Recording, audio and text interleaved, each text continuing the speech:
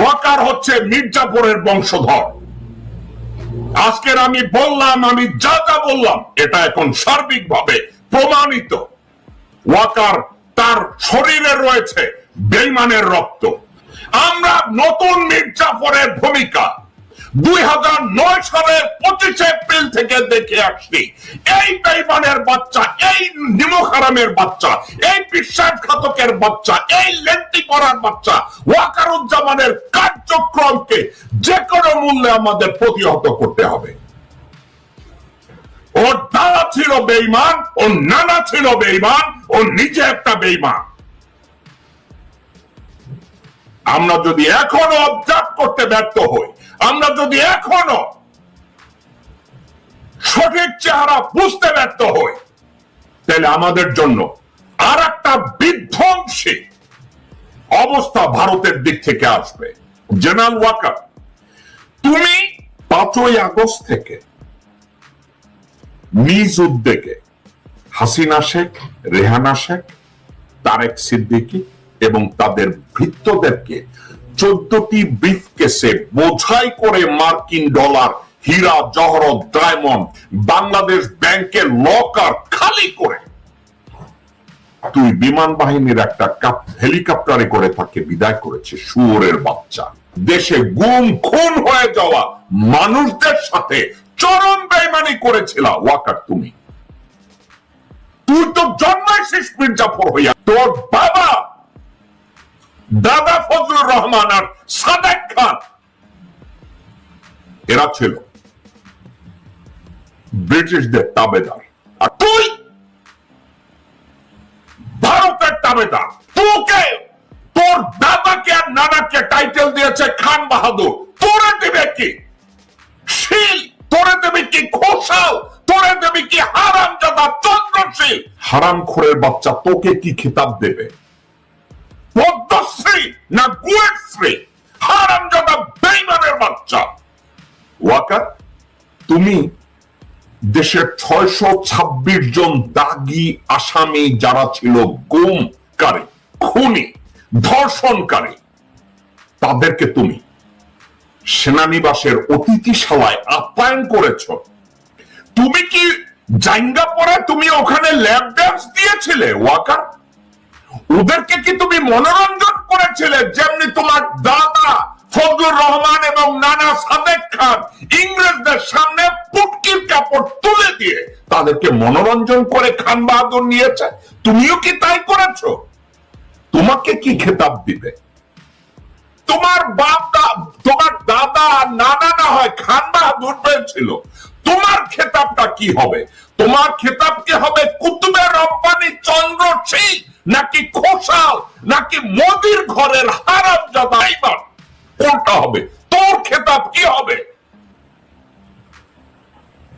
তোকে তো ভারতীয়রা খান বাহাদুর দিবে না। তোকে কি দিবে? গুশ্রী, গোবরশ্রী, গোবর্ধন।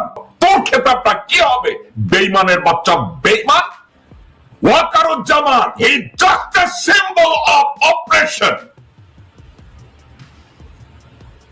জেনারেল ওয়াকারুজ্জামানের সামনে কখনো বিডিআর পিলখানার বিচার হবে না। জেনারেল ওয়াকারের উপস্থিতিতে গুম খুনের বিচার হবে না। জেনারেল ওয়াকারের উপস্থিতিতে বাংলাদেশের সার্বভৌমত্ব রক্ষা হবে না। জেনারেল ওয়াকারের উপস্থিতিতে বাংলাদেশের অস্তিত্ব টিকবে না। জেনারেল ওয়াকারের সামনে 20 কোটি মানুষের কল্যাণ হতে দেওয়া যাবে না। জেনারেল ওয়াকারকে সামনে রেখে যেসব মানুষ চিন্তা করে যে বাংলাদেশে স্বাধীনতা আসবে, সার্বভৌমত্ব টিকবে, তাদেরকে বলবো মায়ের গর্ভে ঢুকে যান। আমাদের ছাত্র জনতার সামনে ওয়াকার যেন মাপ চেয়ে নাকে খোঁজ দিয়ে ও যেন এখান থেকে বেরিয়ে যায়।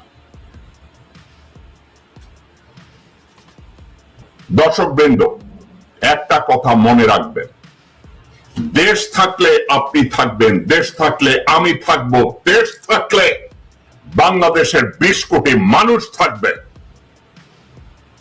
আর দেশ যদি না থাকে আমার পরিচয় নাই, আপনার পরিচয় নাই, আমাদের বাপ দাদার পরিচয় নাই, আমাদের বাপ দাদার কবর পর্যন্ত নিরাপদ না।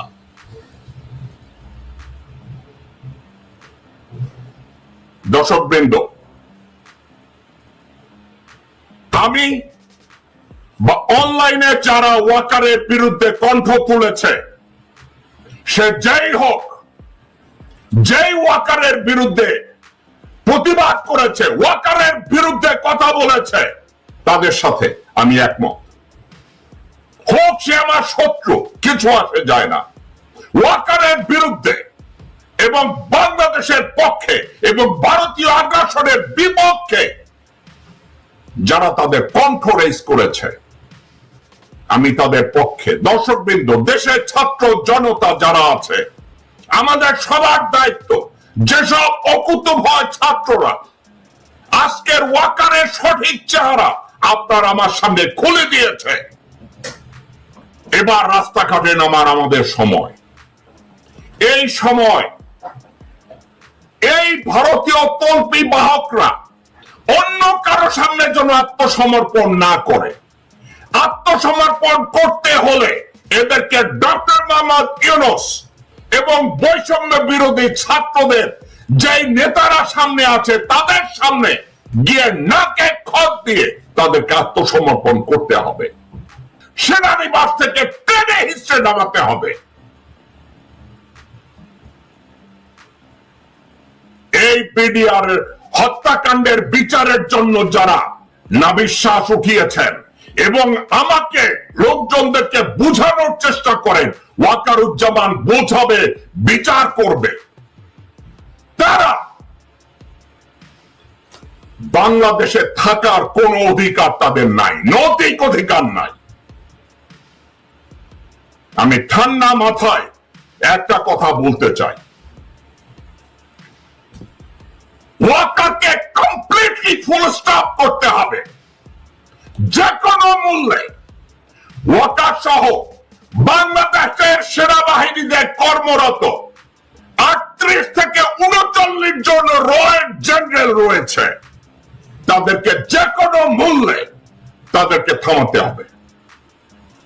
দর্শকবৃন্দ, আপনারা যদি এই 36 থেকে 38 জন জেনারেলকে থামাতে ব্যর্থ হন, বাংলাদেশের পরিস্থিতি ওইটা হবে।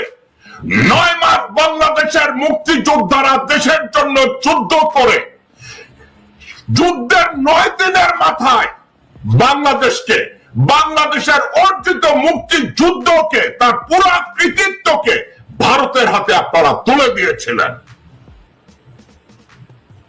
আপনারা জীবন দিয়েছেন, আপনারা জীবন উৎসর্গ করেছেন, আপনারা জীবনের বিনিময়ে ছাত্র জনতার বিপ্লব এনেছেন বাংলাদেশের অস্তিত্বের স্বার্থে। বাংলাদেশের অস্তিত্বের স্বার্থে মা বোনরা রাস্তায় নেমে এসেছে। বাংলাদেশের অস্তিত্বের স্বার্থে মা তার সন্তানদেরকে আত্মাহুতি দিয়েছে, স্ত্রী তার স্বামীকে আত্মাহুতি দিয়েছে, স্বামী তার স্ত্রীকে আত্মাহুতি দিয়েছে। দর্শকবৃন্দ, আমরা এখন ওই জায়গায় দাঁড়িয়ে আছি। স্বাধীনতার যুদ্ধ আমরা করেছি আগস্ট, জুলাই এবং আগস্টে, ওই যুদ্ধ শেষ হয় নাই। দর্শকবৃন্দ, আমরা রাও ফরমান আলীকে ভারতের জওহরার কাছে বা মানিক শাহর কাছে আত্মসমর্পণ দেখতে চাই না। দর্শকবৃন্দ, বাংলাদেশের জনগণ আপনাদেরকে দেশের প্রত্যেকটা বিভাগীয় শহর এবং রাজধানীতে আপনাদেরকে বেরিয়ে আসতে হবে। আপনারা যদি বেরিয়ে এসে ভারতীয় আগ্রাসনের পক্ষে বিএনপি যেই দল হোক না কেন, সবার সামনে থেকে আপনাদের আত্মসমর্পণের দলিল সিগনেচার করিয়ে নিতে হবে। দর্শকবৃন্দ, এটা রাগের আবেগের কথা না। চিন্তা করে দেখুন, ওয়াকারুজ্জামান এই কাজটা ত্বরান্বিত করছে। ডক্টর মোহাম্মদ ইউনূসকে যে কোনো মূল্যে চায়না যাওয়ার থেকে বিরত রাখতে হবে। দর্শকবৃন্দ, এটা তারই পায় তারা। ডক্টর মোহাম্মদ ইউনূস যাতে চায়না যেতে না পারে, চায়না যদি যায় তাইলে ভারতের খেল খতম।